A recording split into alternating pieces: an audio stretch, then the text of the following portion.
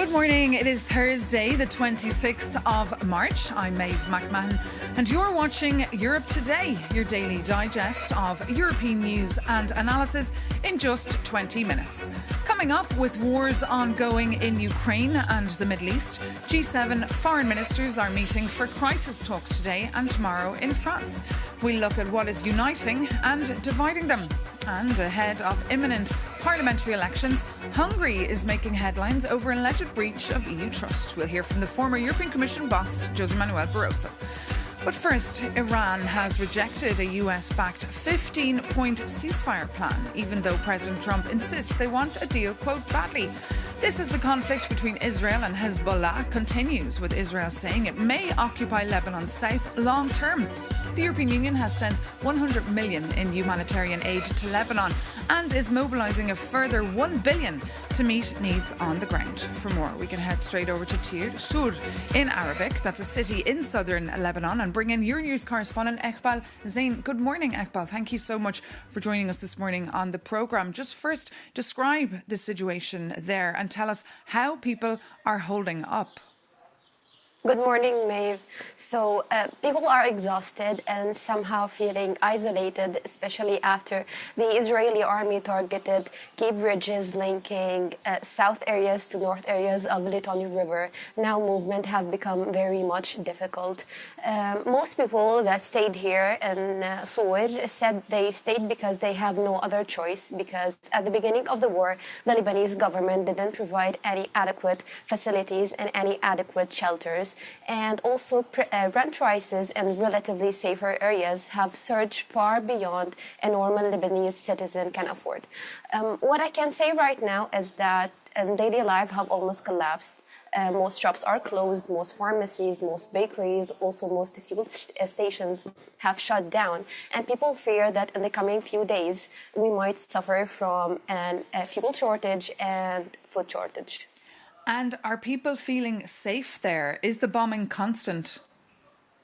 Well, it's frequent and unexpected. We can hear the Israeli jets flying at a very low height, also the Israeli drones, and also missiles launched from Hezbollah and Iran could be heard. And how many people have fled the city? Well, most of people have already left the city at the beginning of the war and following the Israeli evacuation order that covered most of the Sur area and mentioned for the first time specific camps and refugee camps where around 50,000 Palestinian refugees live. So the city is noticeably emptier. And just a final point on Trump's comments that potentially there could be peace talks soon. Do people have any faith or trust in him? Well, I think not, because people don't rely much on Trump's statement, because the U.S. president is very much unpredictable. And also the Israeli talked about expanding a potential buffer zone till it reaches Litani have raised real concerns here. OK, Iqbal Zain, thank you so much for that live update there from southern Lebanon, from Sur. Now, meanwhile, back here in Brussels, there is discomfort over reports the Hungarian foreign minister and the Hungarian government have allegedly been informing Russian authorities about the content of private EU meetings.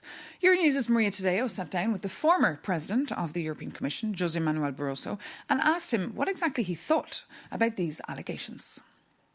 These news are indeed very disturbing and greatly concerning, because the European Union, it's made on trust. Yes. Trust among the member states. So, in fact, as you mentioned, I was leading many European Union meetings, and of course with Hungary and with others. I respect all countries, but sometimes there are governments that do not respect some fundamental principles, including this principle that is not a vague principle. It's, in fact, a principle that is in the treaties, in the Lisbon Treaty, Article 4, number 3. It's the duty of sincere cooperation among member states. So if one country is now briefing or debriefing other countries on very sensitive matters, and other countries, in this case Russia, being today a clear opponent, not to say an enemy, of the European Union. So, of course, it is greatly concerning. And the clarifications provided so far by the Hungarian government are not really clarifications. In fact, in a way, it's even worse because, if I understood correctly, according to the media reports I've seen, the Hungarian foreign minister said that he irregularly briefs not only Russia, but United States, Turkey, Israel, and Serbia on this matter. So the very fact that the government of a European Union and a NATO country puts at the same level the United States and Russia, it's quite strange, I would say. And I think it raises very important matters of loyalty among member states. But the question, sir, and obviously you know the treaties very well, is what can the EU do about this? Because the feeling that we get in Brussels is that there are no tools to counter this.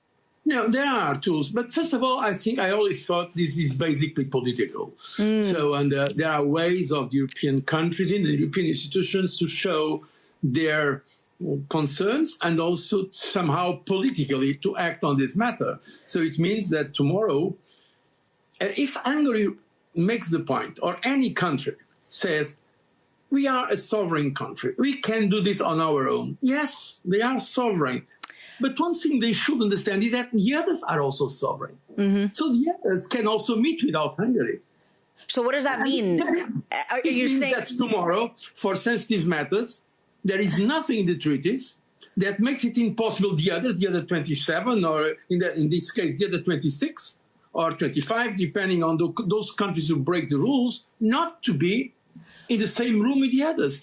In the past, it already happened in a way. It was not so dramatic, but you remember when, during the financial crisis, when some countries pushed for a fiscal compact, a fiscal treaty, I remember it was the United Kingdom that said, our sovereignty should be respected, we don't want that treaty.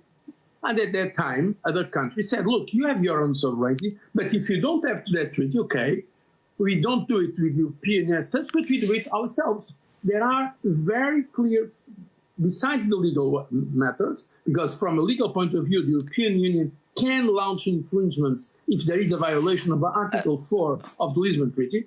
But beyond the legal measures, I think it's even more effectively, politically, we can always show to a country that behaves like that, not respecting the basic principles of decency, that the countries can move on politically as well. So, Mr. Barroso, because this is very important, as your advice for the head of the Commission, von der Leyen, for Kaja Kallas, the capitals right now, is not to wait for the clarification or the legal assessment, but to simply cut them out. Don't invite them into meetings.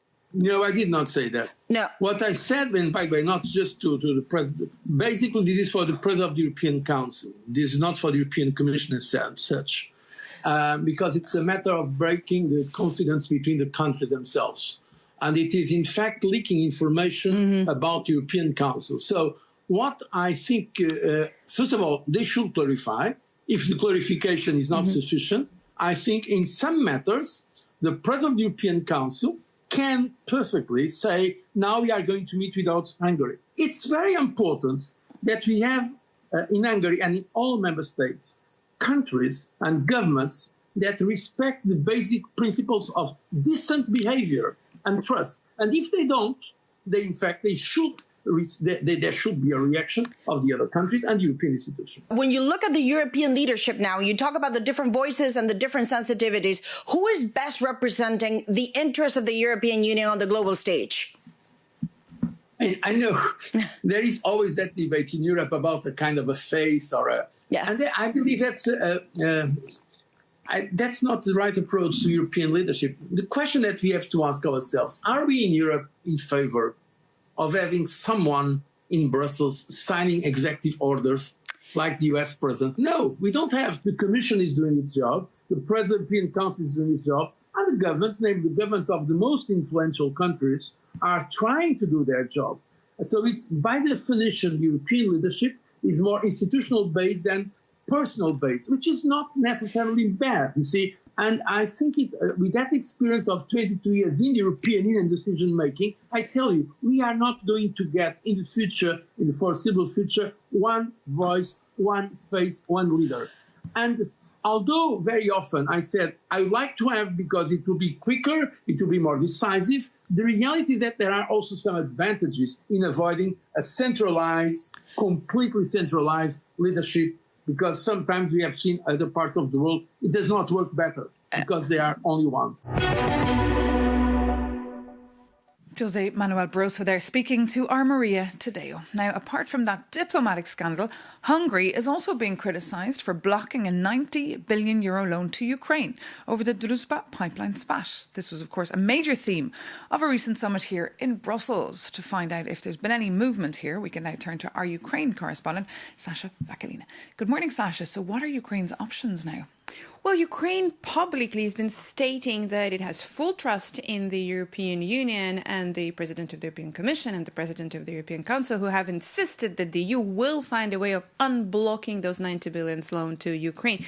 But at the same time, Kyiv is running out of money and needs this financial support really urgently, and it is looking at other possible partners. With the escalation in the Middle East, those partners could be indeed in the Middle East and in the Gulf regions, among the countries who have officially requested Ukraine's help and expertise in countering Iranian drones. And President Zelensky did admit it, saying that Ukraine is looking for other partners elsewhere away from Europe. Let's take a listen. Ukraine offers a mutually beneficial partnership. We can strengthen those who can strengthen us.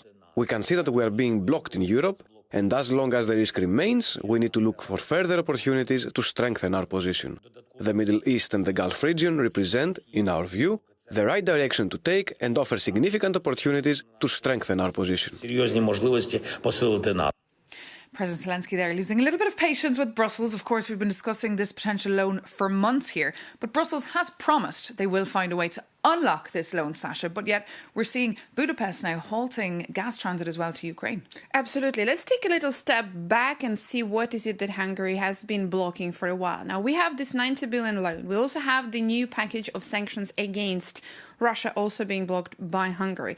There is also a veto regarding the opening of the clusters and any proceedings regarding Ukraine's EU accession process. Now, recently, Hungary also announced it would cut diesel, electricity, and now natural gas transit. Now, these are all those tools already used or announced by Budapest. That doesn't really leave much rest in this arsenal. What else can Hungary do in this dispute with Kyiv over the Druzhba pipeline? Now, let's take a listen to what Viktor Orban had to say about these new measures.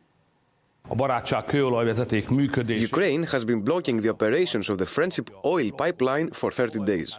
In order to break the oil blockade and ensure Hungary's secure energy supply, further measures are now needed. Therefore, we will gradually halt gas deliveries from Hungary to Ukraine and store the remaining volumes at home. As long as Ukraine does not supply oil, it will not receive gas from Hungary. Hungary is indeed a very important transit route for natural gas for Ukraine. It represents around 30% of all the inputs. But at the same time, Ukraine Foreign Ministry said that at this stage, Ukraine has enough to go on for a while. But also there are alternative routes that have already been discovered and used. First and foremost, this is Poland. So it remains to be seen how strong and how efficient for Budapest this new measure would be in this dispute over Druzhba. OK, thank you so much, Sasha. Sasha Vakalina there reporting for us. And now to take a look at how all these issues are impacting Polish-Hungarian relations, our Polish reporter, Jakub Janis, brings us this report. Not so long ago, Poland and Hungary used to be the ultimate power couple of Central Europe. Today, Polish Prime Minister Donald Tusk is publicly calling Budapest's alleged handling of EU secrets a disgrace and strongly condemns its growing loyalty to Moscow. And this is no longer just a political disagreement. It's a full-blown fracture built over years of Russian connections and ideological clashes. So let's see the timeline, shall we? Under Polish previous Law and Justice government, Warsaw and Budapest were inseparable, shielding each other from the EU's penalties. But Russia's full-scale invasion of Ukraine caused a massive crack. Poland became Kyiv's biggest champion, while Viktor Orban refused to break his ties with Vladimir Putin. And the rift grew so deep that even Polish conservative leader Jarosław Kaczyński told Orban to get his eyes checked over Russian atrocities. Fast forward to today and the situation got even more tense. Budapest has become a safe haven for wanted law and justice politicians fleeing Tusk's new government. And former Polish Justice Minister Zbigniew Ziobro is currently hiding in Hungary, evading criminal charges of corruption and abuse of power. And the relationship derailed completely this week after reports that Hungary's foreign minister was allegedly leaking EU meeting details to Moscow, prompting Tusk to admit Warsaw has suspected this betrayal for years. Now the conflict is tearing Poland itself apart. MAGA-aligned Polish President Karol Nawrocki is defying pro-EU Tusk by traveling to Budapest to stand with Orban right before the April 12 elections. And it is an ironic twist of history. These two nations shared monarchs in the late Middle Ages, like Louis the Great and Stefan Batory. And after centuries of surviving empires, world wars and communism together, it seems that current geopolitical alliances and Russian ties are breaking a relationship long defined by the old proverb, Pole and Hungarian, two good friends, together for the sword and the wine.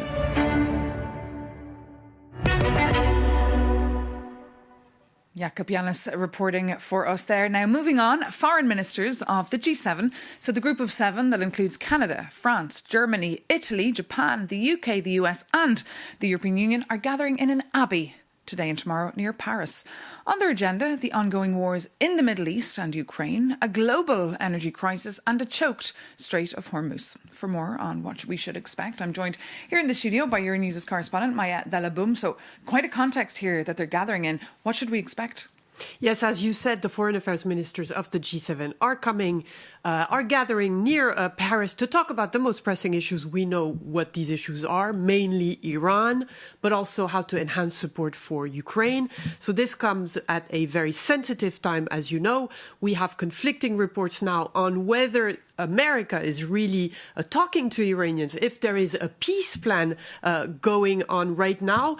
Clearly, on Ukraine, the other issue is how to talk about Ukraine when this issue has been really overshadowed by Iran in the past week. So how to put back Iran on the agenda, Ukraine on the agenda, and how to enhance support. And this will be very interesting for the G7, for Europeans in the G7 to talk to Rubio about this, to have a first, account of what is happening in Iran and with Ukraine. Well, they're hoping they'll get more information on this peace plan, this potential peace plan. Yes, so we talk about a potential peace plan, but nothing is very certain. Nothing is really confirmed. On the one side, you have, ongoing talks between Americans and Iranians, and Pakistan is being the country brokering these negotiations.